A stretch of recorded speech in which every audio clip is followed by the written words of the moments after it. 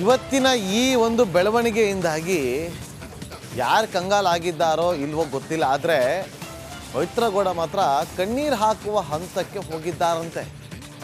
ಎಲ್ಲಿ ದರ್ಶನ್ ಬೇರೆ ಜೈಲಿಗೆ ಶಿಫ್ಟ್ ಮಾಡಿಬಿಟ್ರೆ ಭೇಟಿ ಮಾಡೋದಕ್ಕಾಗೋದಿಲ್ವೋ ಅನ್ನುವ ಆತಂಕದಲ್ಲಿದ್ದಾರಂತೆ. ರೌಡಿ ಗ್ಯಾಂಗನ್ನು ಬೇರೆ ಜೈಲಿಗೆ ಶಿಫ್ಟ್ ಮಾಡಿದ್ರೆ ಹೇಗಪ್ಪ ಮೀಟ್ ಮಾಡೋದು ಅಂತ ಮಹಿಳಾ ಬ್ಯಾರೆಕ್ನಲ್ಲಿ ಪವಿತ್ರ ಗೌಡ ಕಣ್ಣೀರು ಹಾಕಿದ್ದಾರಂತೆ. ಕದ್ದು ಮುಚ್ಚಿ ಮೀಟ್ ಮಾಡ್ತಾ ಇದ್ರ, ಇದರ ಬಗ್ಗೆ ಕೂಡ ತನಿಖೆ ಆಗಲಿ, ತನಿಖೆ ಆಗುತ್ತಾ ಅನ್ನೋದೇ ಪ್ರಶ್ನೆ. ತನಿಖೆ ಆದರೆ ಖಂಡಿತವಾಗ್ಲೂ ಕೂಡ ಇದೆಲ್ಲವೂ ಕೂಡ ಹೊರಗಡೆ ಬರುತ್ತೆ, ಅಥವಾ ಇದಕ್ಕೂ ಕೂಡ ಯಾರಾದರೂ ಪ್ರಭಾವವನ್ನು ಬೀರಿ ಅವೆಲ್ಲ ರಿಪೋರ್ಟ್ನಲ್ಲಿ ಮರೆಮಾಚ್ತಾರ, ಕಾದು ನೋಡಬೇಕಾಗತ್ತೆ.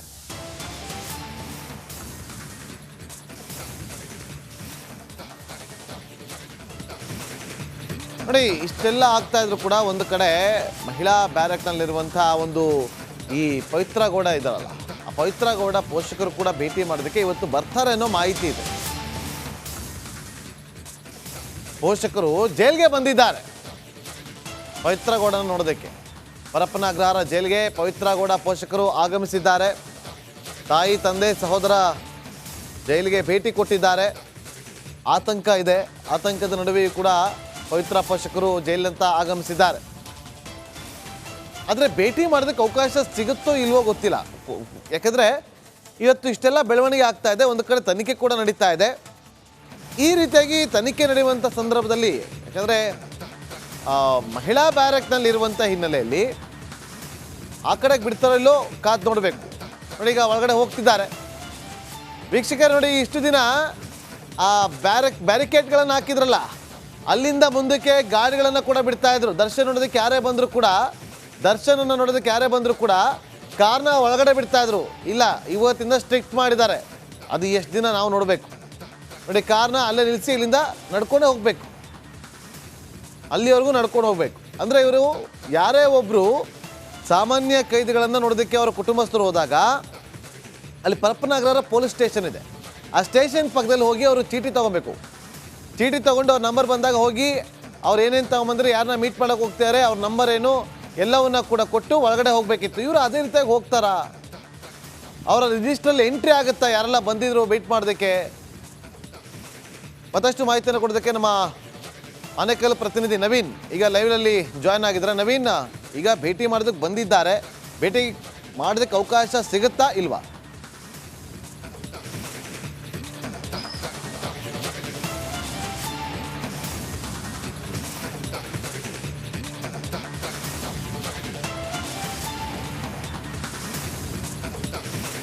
ನಾಗೇಂದ್ರ ಬಾಬು, ಪರಪ್ಪನಗರ ಜೈಲಿನಲ್ಲಿ ಈ ಒಂದು ದರ್ಶನ್ ಫೋಟೋ ವೈರಲ್ ಆದ ಬಳಿಕ ಏನು ಹೊರಗಡೆ ಆ ಒಂದು ಫೋಟೋ ಲೀಕ್ ಆಗಿತ್ತು, ಅದಾದ ಬಳಿಕ ಈಗೇನು ತನಿಖೆ ಇವತ್ತು ನಡೆಸೋದಕ್ಕೆ ಪೊಲೀಸರು ಪರಪ್ಪನಗರ ಜೈಲಿನ ಒಳಗಡೆ ಏನು ಕೆಲವೇ ಹೊತ್ತಲ್ಲಿ ಹೋಗೋದಕ್ಕೆ ಮುಂದಾಗ್ತಿದ್ದಾರೆ. ಈ ಒಂದು ತನಿಖಾ ತಂಡ ಏನು ಹೋಗುತ್ತೆ ಅದು ಇರುವಂಥದ್ದು ಪ್ರತ್ಯೇಕ, ಅಂದರೆ ಜೈಲಿನ ಒಳಗಡೆ ಇರುವಂಥ ಎಡಬದಿಯ ವಿಶೇಷ ಭದ್ರತಾ ಬ್ಯಾರಕ್ ಏನಿದೆ, ಅವ್ರು ಇರುವಂತಹ ಸ್ಥಳದಲ್ಲೇ ಅವ್ರನ್ನ ತನಿಖೆ ಮಾಡ್ತಾರೆ. ಆದರೆ ಒಳಗಡೆ ಬಲಭಾಗದಲ್ಲಿ, ಜೈಲಿನ ಬಲಭಾಗದಲ್ಲಿ ಇರುವಂಥ ಮಹಿಳಾ ಬ್ಯಾರಕ್ನಲ್ಲಿ ಪವಿತ್ರ ಗೌಡ ಇರೋದ್ರಿಂದಾಗಿ ಅವರ ಭೇಟಿಗೆ ಏನು ತೊಂದರೆ ಆಗೋದಿಲ್ಲ. ಜೊತೆಗೆ ಅವರಿಗೆ ಭೇಟಿಗೆ ಕೂಡ ಅವಕಾಶವನ್ನು ಕೂಡ ಕೊಡಲಾಗುತ್ತೆ. ನಿನ್ನೆಯೂ ಕೂಡ ಇಷ್ಟೆಲ್ಲ ಬೆಳವಣಿಗೆ ನಡೆಯುವ ಕೂಡ ಒಂದಷ್ಟು ಜೈಲಿನಿಂದ ಕೈದಿಗಳನ್ನು ಬಿಡುಗಡೆ ಆಗ್ತಿದ್ರು, ಅವರನ್ನ ಮಾತ್ರ ತಡ ಅಂದ್ರೆ ಸಂಜೆಯ ನಂತರ ಬಿಟ್ಟಿರಲಿಲ್ಲ. ಅದನ್ನು ಹೊರತುಪಡಿಸಿ ಎಲ್ಲಾ ಬೆಳವಣಿಗೆಗಳು ಜೈಲಿನಲ್ಲಿ ಏನು ಪ್ರತಿದಿನ ನಡೆಯುತ್ತೆ ಅದೆಲ್ಲವೂ ಕೂಡ ನಡೆದಿದ್ದು.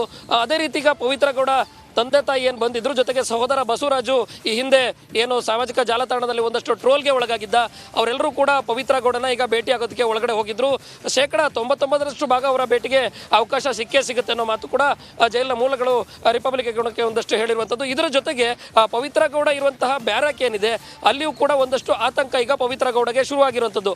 ಅದೇನಂತ ಹೇಳಿದ್ರೆ, ದರ್ಶನ್ ಒಂದು ವೇಳೆ ಈ ಒಂದು ಪ್ರಕರಣದಲ್ಲಿ ಏನು ಹಿಂಡಲ್ಗ ಜೈಲಿಗೆ ಶಿಫ್ಟ್ ಆಗಿದ್ದೆ ಆದರೆ ಮುಂದೆ ಇಲ್ಲಿ ನನ್ನ ಕಥೆ ಏನು ಅನ್ನೋದು. ಯಾಕಂತ ಹೇಳಿದ್ರೆ ಪವಿತ್ರ ಗೌಡ ಪ್ರತಿ ಸೋಮವಾರ ಅವರ ತಂದೆ ತಾಯಿ ಮತ್ತು ಸಹೋದರ ಜೈಲಿಗೆ ಬಂದು ಭೇಟಿ ಆಗ್ತಾ ಇದ್ರು.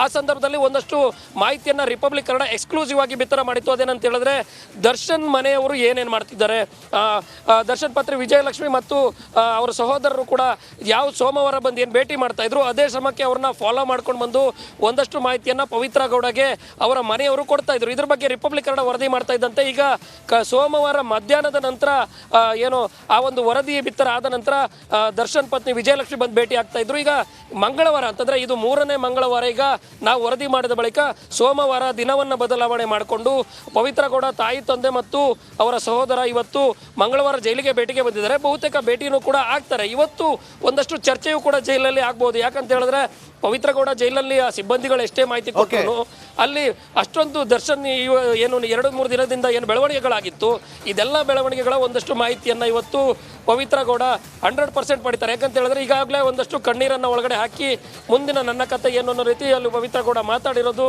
ಹೇಳಿರೋದ್ರಿಂದಾಗಿ ಇವತ್ತು ತಾಯಿ ತಂದೆ ಜೊತೆಯೂ ಕೂಡ ಸಿಲಿಕಾನ್ ಸಿಟಿಯಲ್ಲಿ ಈಗ ರೌಡಿಗಳಿಗೆ ಬೆಳ್ಳಂಬೆಳಗ್ಗೆ ಪೊಲೀಸರು ಶಾಕ್ ಕೊಟ್ಟಿದ್ದಾರೆ. ಜೈಲಿನ ಬೆಳವಣಿಗೆಗಳ ಬಳಿಕ ಖಾಕಿ ಅಲರ್ಟ್ ಆಗಿದೆ. ಈಶಾನ್ಯ ವಿಭಾಗದ ರೌಡಿಗಳ ಮನೆ ಮೇಲೆ ರೇಡ್ ಆಗಿರುವಂಥದ್ದು. ಯಲಹಂಕ, ಕೊಡಗೇಹಳ್ಳಿ, ವಿದ್ಯಾರಣ್ಯಪುರ ಭಾಗದಲ್ಲಿ ದಾಳಿ ಆಗಿದೆ. ಬೆಳಗ್ಗೆ 5 ಗಂಟೆಯಿಂದ ಪೊಲೀಸ್ ಸಿಬ್ಬಂದಿ ತಪಾಸಣೆಯನ್ನು ನಡೆಸಿದ್ದಾರೆ. ರೌಡಿಗಳ ಮನೆಗೆ ಹೋಗಿ ತಲಾಶ್ ನಡೆಸಿದ್ದಾರೆ. ನೋಡಿ ಅಲ್ಲಿ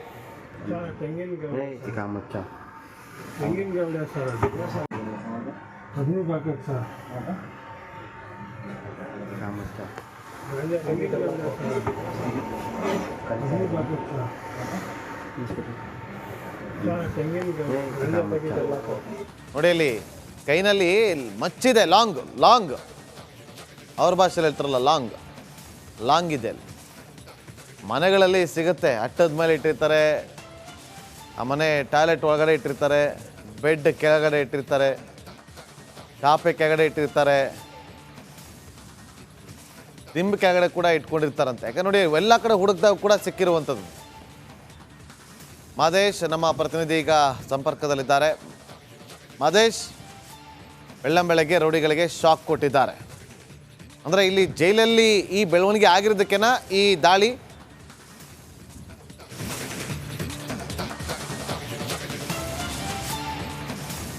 ಎಸ್ ನಾಗೇಂದ್ರ ಬಾಬು, ಜೈಲಲ್ಲಿ ರೌಡಿ ಶೀಟರ್ಗಳ ಒಂದು ರೀತಿಯಾದಂತಹ ಅಲ್ಲಿನ ರಾಜಾತಿಥ್ಯದ ವಿಚಾರಕ್ಕೆ ಸಂಬಂಧಪಟ್ಟಂತೆ ಸಾಕಷ್ಟು ಚರ್ಚೆ ಆಗಿತ್ತು. ಅದರಲ್ಲೂ ಕೂಡ ನಟ ದರ್ಶನ್ಗೆ ರೌಡಿ ಶೀಟರ್ಗಳು ಪರಿಚಯ ಆಗಿದ್ದಾರೆ ಅನ್ನೋಂಥ ವಿಚಾರ ಸಾಕಷ್ಟು ಚರ್ಚೆ ಆಗಿದೆ.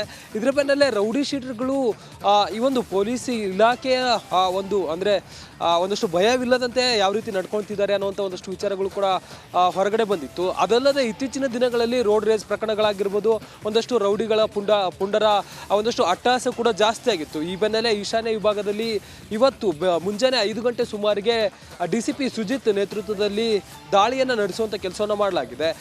ಯಲಹಂಕ, ಕೊಡಗೇಹಳ್ಳಿ, ಯಲಹಂಕ ನ್ಯೂ ಟೌನ್, ಅಮೃತಹಳ್ಳಿ ಸೇರಿದಂತೆ ಹಲವು ಠಾಣಾ ವ್ಯಾಪ್ತಿಯಲ್ಲಿ ಅಂದರೆ ಈಶಾನ್ಯ ವಿಭಾಗದ ಅಲ್ಲಿ ಬರುವಂತಹ ಪೊಲೀಸ್ ಠಾಣೆಗಳ ವ್ಯಾಪ್ತಿಯಲ್ಲಿರುವಂತಹ ರೌಡಿಗಳ ಮನೆ ಮೇಲೆ ಬೆಳಂಬೆಳಗ್ಗೆ ದಾಳಿ ನಡೆಸಿ ಪರಿಶೀಲನೆ